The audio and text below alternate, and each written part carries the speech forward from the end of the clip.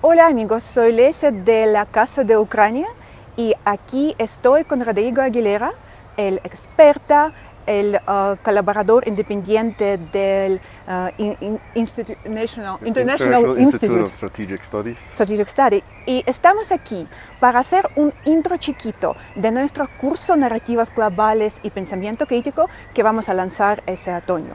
Aquí vamos a hablar sobre unos narrativos más famosos aquí en el mundo hispanohablante y empezamos. Rodrigo, ¿hay un mito o hay un narrativo que esa guerra hubo provocado por OTAN? ¿Qué nos puedes decir sobre esa cosa? Bueno, esa creo que es la narrativa más popular entre la gente que está defendiendo el punto de vista ruso y pues históricamente y factualmente es incorrecto, ¿no? A ver. La narrativa básicamente va de que, bueno, la OTAN después de la disolución de la URSS prometió que no se iba a expandir al este y después violó esa promesa adoptando Poniendo miembros de Europa del Este, y el temor de Rusia era de que eventualmente Ucrania se iba también a unir a la OTAN y que la OTAN ya tendría básicamente una frontera con Rusia. Para empezar, cualquiera que ve un mapa se da cuenta que desde hace mucho tiempo la OTAN ya tiene una frontera con Rusia. Los estados bálticos, desde mediados de los 2000 han sido parte de la OTAN.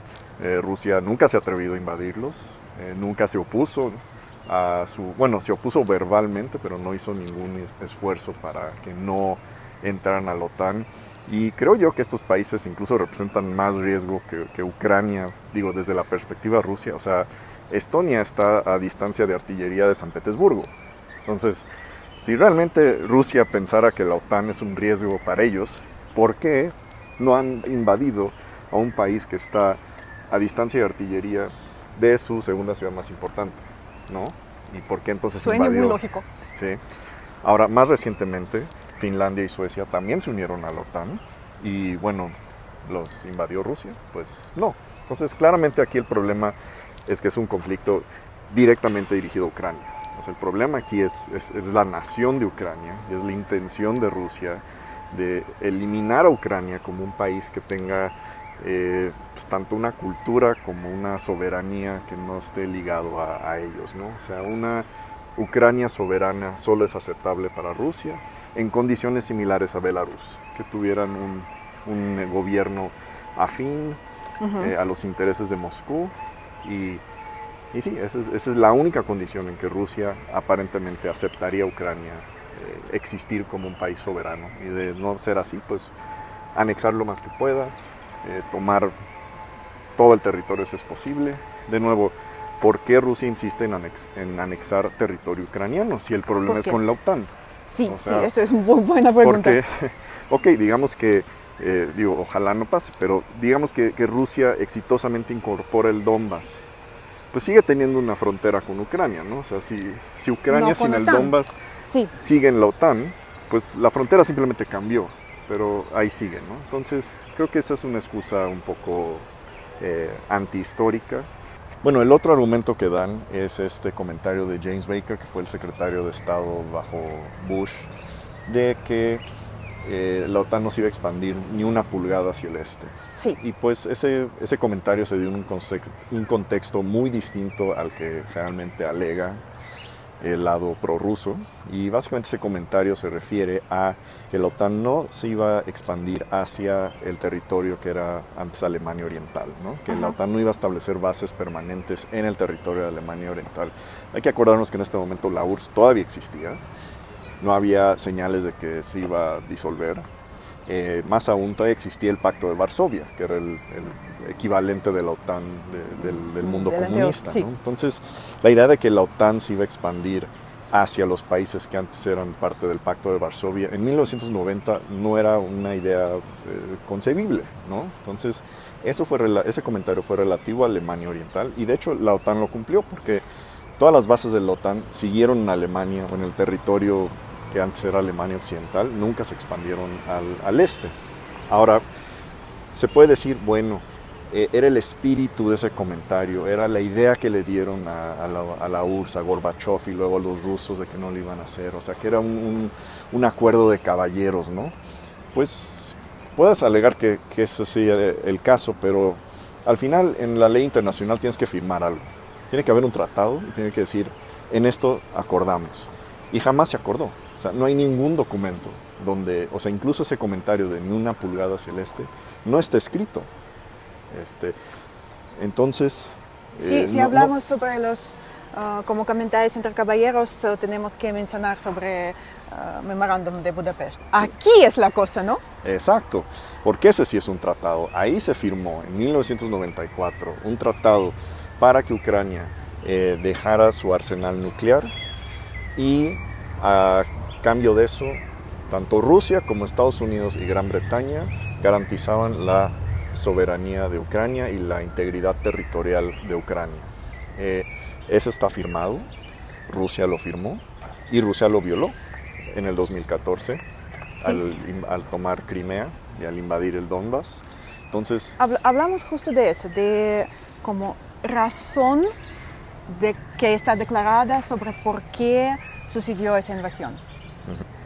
Entonces, regresando a esa narrativa que Rusia, pobre Rusia, tuvo que invadir a Ucrania porque Ucrania estuvo oprimiendo, estuvo como destruyendo la parte rusa parlantes de Donbass y de Crimea.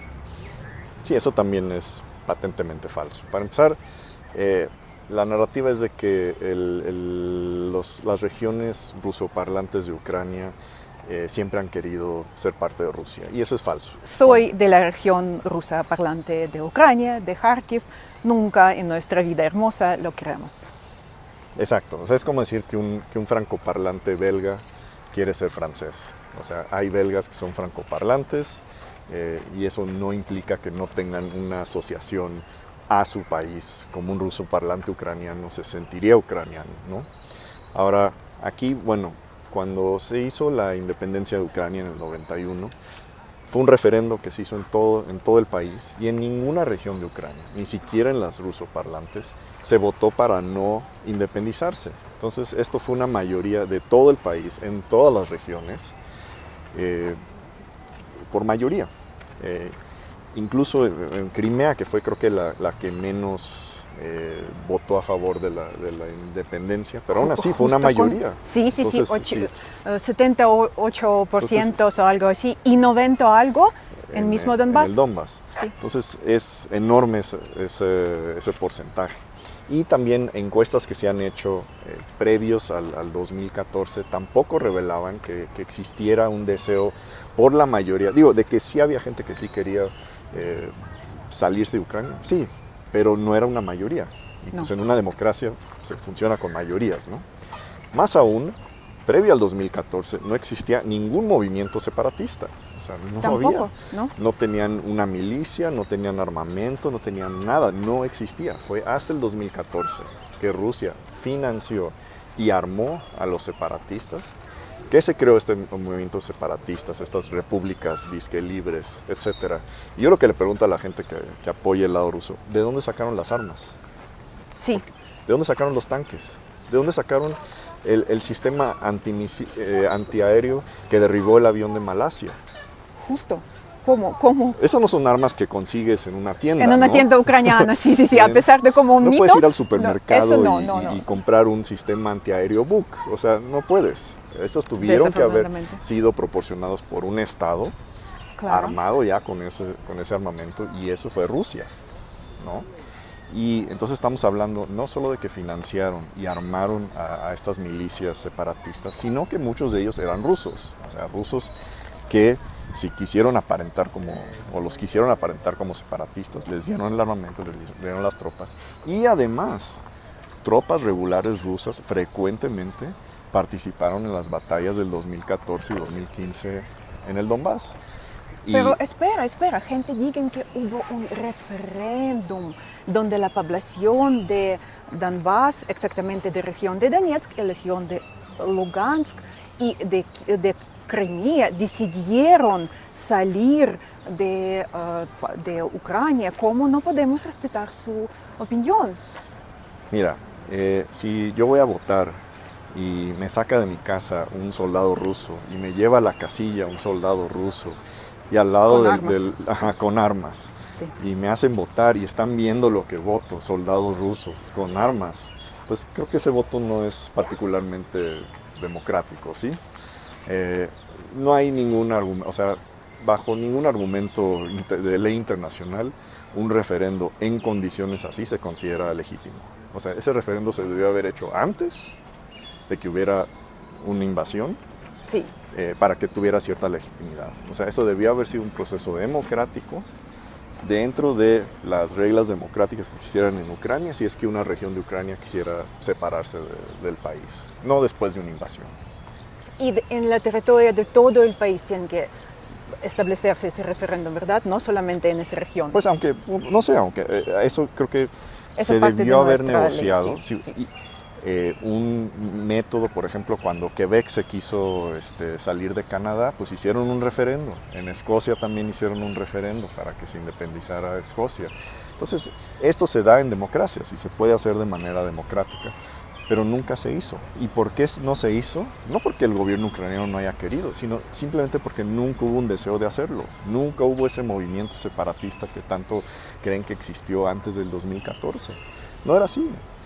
Los rusoparlantes estaban contentos dentro de Ucrania y no había ningún deseo para separarse de ahí. Repito, tal vez sí existía una minoría que sí lo ha querido y históricamente siempre lo ha querido, pero al fin de cuentas es una minoría. Para ellos que no crean tanto que tienes que invadir a otro país para proteger a la gente que vive allá, hay otro narrativo que Rusia tuvo que reaccionar a los hechos de los Estados Unidos que provocaron o siguieron golpe de Estado en Kiev.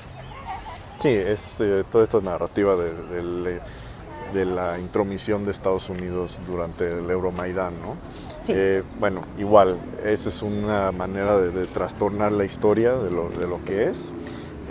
Obviamente Estados Unidos, siendo un país que tiene intereses en casi cualquier país del mundo, pues sí, estuvo involucrado en los acontecimientos que duraron muchos meses.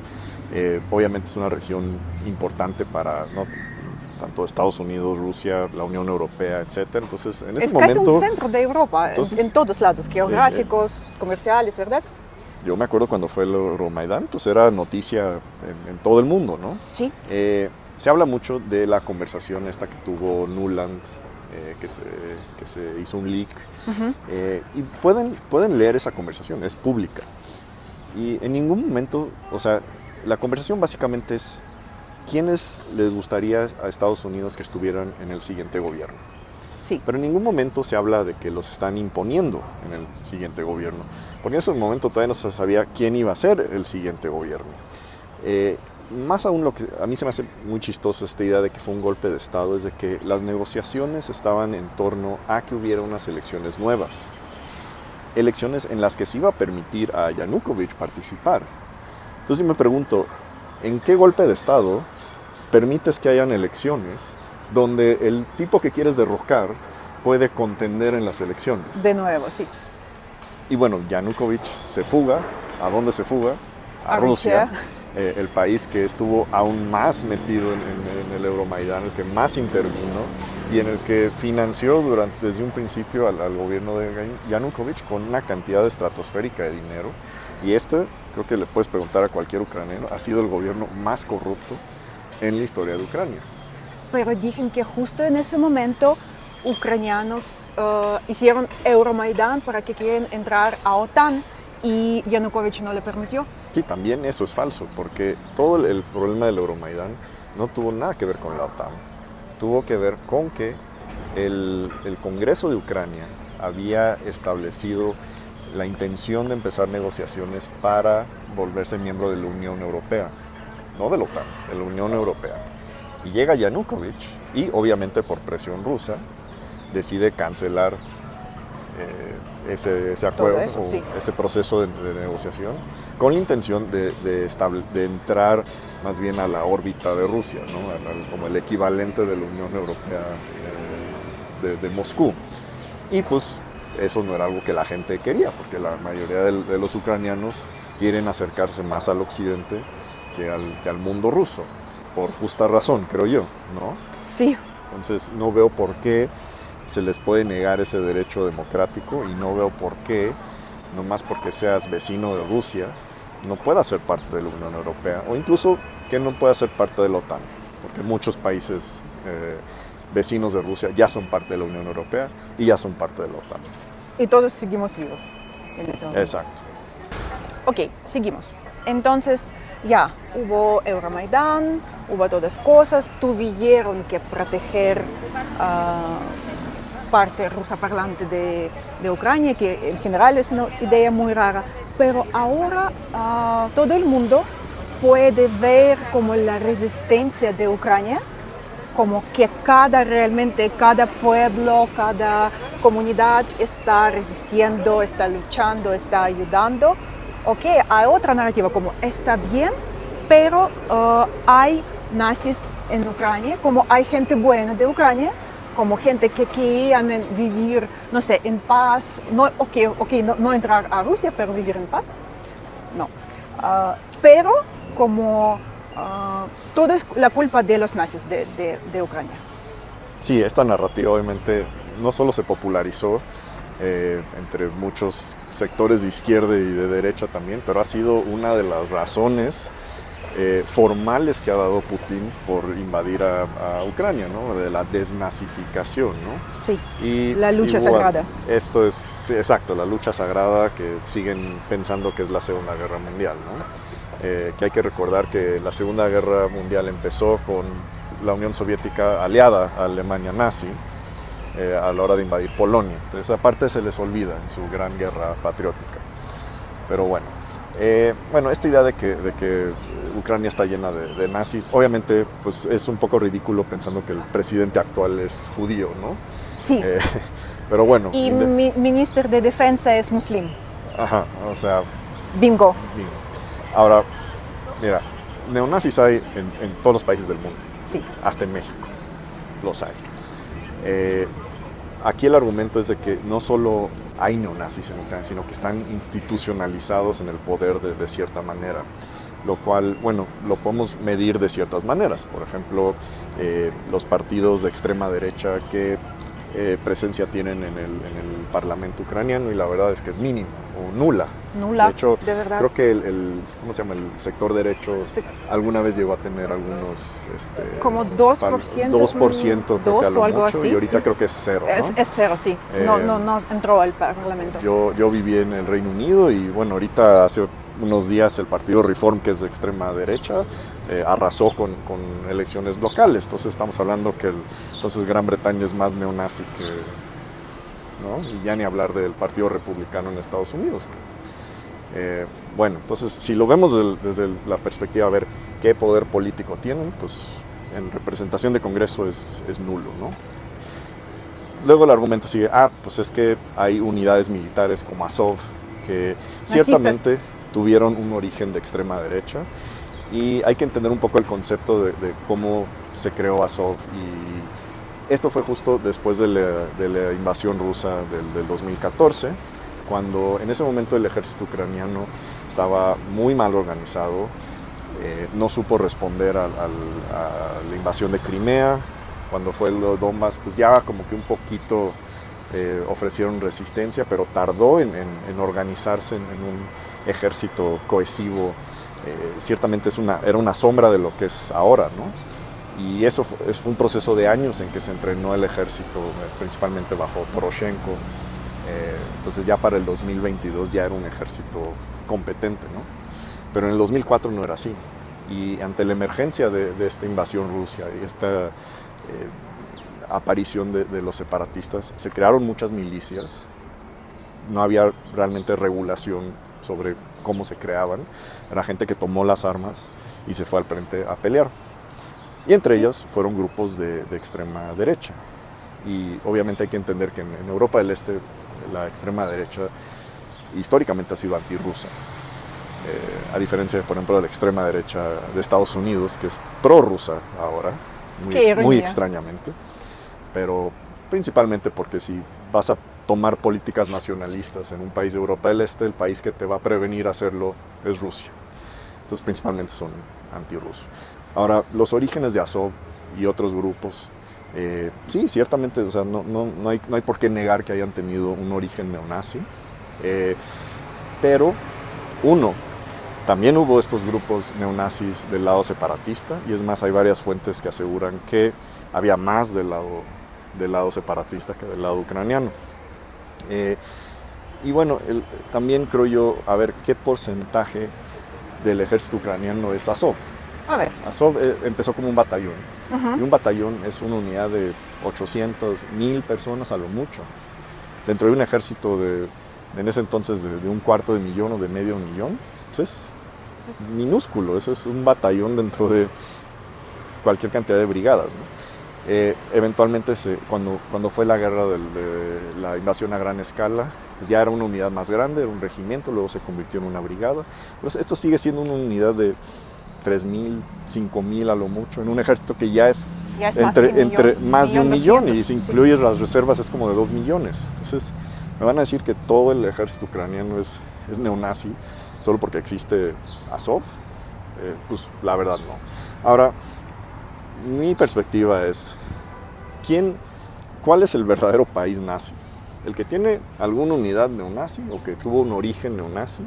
Porque también Azov creo que ha evolucionado y ya dejó atrás esa idea. Puede que haya neonazis en Azov como en otras unidades, claro que sí. Cualquier ejército va a haber gente tanto de extrema derecha como de extrema izquierda, ¿no? Pero ¿quién es el país que está haciendo las cosas que hicieron los nazis? ¿Quién es el país que está invadiendo a sus vecinos? No es Ucrania, es Rusia. ¿Quién es el país que quiere erradicar culturas ajenas? No es Ucrania, es Rusia. ¿Quién es el país que ha tenido un solo líder durante 25 años? No es Ucrania, es Rusia. Entonces, ¿qué país, si tú notas los paralelos con Alemania nazi, qué país llena los requisitos más? Y por supuesto que es Rusia. Entonces, francamente, digo, si Estados Unidos invadiera México y de pronto surgiera una unidad del yunque ultracatólica o una unidad marxista-leninista, pues esta es una emergencia, ¿no? Denle las armas que peleen. Ya después de la guerra pueden resolver el asunto, si se pueden permitir grupos así o no, etc. Pero creo que en una situación como una guerra, pues el país tiene que estar unido, ¿no? Y va a haber gente con ideologías que no estás de acuerdo, pero si estás dispuesto a tomar armas y defender al país, muy bien. Lo repito, el país que hace las cosas que hizo Alemania nazi es Rusia, y el país nazi es Rusia. Otra narrativa o otra cosa que tenemos que, Rusia tal vez tiene algunas unidades neonazistas, o cualquiera unidades puede tener, pero Rusia no es imperialista. Imperialista solo los Estados Unidos por ser como un hegemono global. Sí, esta excusa la escucho mucho aquí, generalmente entre gente que lee mucho a Chomsky, yo creo. Sí. Pues aquí creo que es un poco trastornar lo que es la definición del imperialismo, ¿no? Que es un país que se intromete en asuntos de otro, trata de determinar sus políticas, o de plano, ya en el caso extremo, interviene militarmente en ellos, ¿no? O los conquista o los coloniza. Eso lo puede hacer cualquier país que tiene poder sobre otro, no tiene que ser el hegemón global. ¿Sí? Entonces no hay ninguna incompatibilidad de pensar que Estados Unidos o el Occidente en general es el hegemón imperialista mundial, pero que entonces Rusia también, en su patio trasero, cumple esa función y lo hace de una manera mucho más fuerte que el Occidente podría en estos países. O sea, el imperialismo también es como gravedad, ¿no? O sea, dentro de la órbita de Rusia, el hegemón es Rusia, no es Estados Unidos. Cuando escucho este argumento de un mexicano, se me hace muy extraño, porque entonces, bajo esta lógica, Cuando Estados Unidos nos invadió en 1846, eso no fue imperialismo, porque en ese momento el hegemón, la potencia mundial era el Reino Unido, Gran Bretaña, ¿no? Entonces, bajo esa lógica, lo que hizo Estados Unidos no es imperialismo, porque en ese entonces Estados Unidos era una potencia, o ni siquiera era una potencia, ¿verdad? Tal vez a lo mucho una potencia regional, pero a nivel global no era nada en ese entonces. Entonces, eso ya no cuenta. Pues yo pienso que la mayoría de los mexicanos dirían que sí cuenta como imperialismo, mucho, ¿no? Sí. Entonces, bajo esa lógica, no necesita ser el hegemón global para poder ser una nación imperialista. Y se ven en muchos, incluso en países más pequeños, en conflictos menores.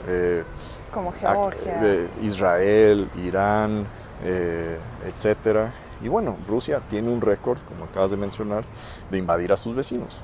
Sí. Previo a Ucrania. ¿Cuántas guerras empezó Rusia durante esas, como después de la caída de la Unión Soviética? Bueno, fueron las 2 guerras en Chechenia. Sí. Fue la invasión de Georgia. Sí. Fue la intervención en Siria. Sí. Entonces me van a decir que esto no es imperialismo. Y bueno, Ucrania. Y Ucrania. 2 veces, ¿no? 2 veces, por lo menos 2 veces. O si contamos con Tuzla, 3. Uh-huh. Entonces, me van a decir que un país que tiene un récord histórico, crónico de hacer este tipo de cosas, no es imperialista. Por supuesto que lo es. Y lo era cuando era la URSS también. O sea, porque invadió Afganistán en 1979, invadió a sus mismos aliados del Pacto de Varsovia, a Hungría en 1956 y a Checoslovaquia en 1968. Dime qué país de la OTAN invadió Estados Unidos. Pues ninguno. Un ejemplo histórico que luego le doy a la gente. Cuando llega De Gaulle al poder en Francia, corre a la OTAN de Francia, corre a Estados Unidos de todas sus bases que antes tenía en Francia. El cuartel general de la OTAN antes era en Francia, no era en Bélgica, hasta que De Gaulle corrió a la OTAN. ¿Los invadieron? Si un país del Pacto de Varsovia le hubiera hecho lo mismo a Moscú, sí, ¿qué le hubiera pasado? Pues ya sabemos. Ya sabemos. Ya sabemos. Sí, ya sabemos. Entonces, imperialismo creo que ocurre, no tiene que ser el hegemón, puede ser cualquier país que pueda ejercer dominio sobre otro. Lo podemos ver históricamente con el colonialismo también. Pues España era la potencia del mundo cuando conquistó América, pero entonces que Brasil no fue colonización de Portugal. Cuando las naciones europeas colonizaron África, pues no solo fue Gran Bretaña, ¿no? Fueron países, hasta Bélgica, paísito diminuto. ¿Eso no fue imperialismo? ¿El Congo no fue imperialismo belga? Pues claro que lo fue. Sí, claro que sí. Entonces todos estos son imperialismos que se dan a mayor o a menor escala, pero cualquier país que interfiere en los asuntos de otro, que quiere determinar qué tipo de gobierno debe tener otro país, que sea afín a sus intereses, que sus políticas sean afín a sus intereses y que cuando no lo son decide tomar la opción extrema de intervenir militarmente, por supuesto que es imperialismo, y eso creo que cualquier politólogo, cualquier historiador te lo va a decir. Gracias, Rodrigo. Muchas gracias. Amigos, agradecemos mucho por estar con nosotros. Ustedes pueden ver qué tan interesante hablar sobre esos temas cuando una persona es experta, que puede dar unas pruebas históricas y que puede poner. Les invitamos a nuestro curso que vamos a lanzar ese otoño y esperamos verlos pronto. Gracias.